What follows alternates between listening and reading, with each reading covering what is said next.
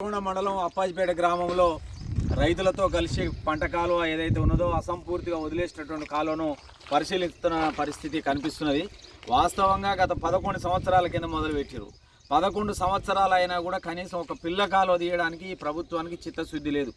అటు టీఆర్ఎస్ ప్రభుత్వం అయినా ఇటు కాంగ్రెస్ ప్రభుత్వం అయినా ఇప్పుడు ఆ పెద్దమని చెప్పినట్టు ఆ పేపర్లకు టీవీలకు వార్తలకు తప్ప నిజంగా రైతులకు నీళ్ళు అందించాలి ఖచ్చితంగా అనేటువంటి ఒక చిత్తశుద్ధి లేకపోవడం వలన అక్కడ కొంచెం తీసి రోడ్ల పక్కన కాలువ తీసి వదిలేసిరు తప్ప నిరుపయోగంగా మారిపోయింది.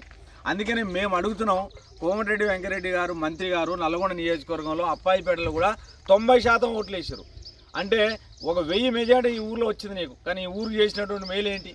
ఈ రైతులకు నువ్వు కాలువ ఎందుకు దోవట్లేవు?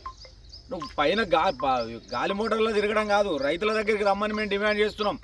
అందుకని ప్రభుత్వాన్ని పనులు చేయకపోతే ఖచ్చితంగా విమర్శ పెడతాం, చేయమని అడుగుతాం. కానీ మీరు ఉత్తమాటలు చెప్పడం కాదు. ఈ కాలువ ఏదైతే ఉన్నదో ముఖ్యమైనటువంటి ఈ వెల్లెంల లిఫ్ట్ కాలువ ఏదైతే ఉందో దీన్ని పూర్తి చేయాలి, ఈ చెరువులు నింపాలి, ఈ రైతాంగానికి నీళ్ళు అందించాలి. ఇక్కడ మొత్తం కూడా భూగర్భ జలాలు లేక బీడుగా మారే పరిస్థితి ఉన్నది.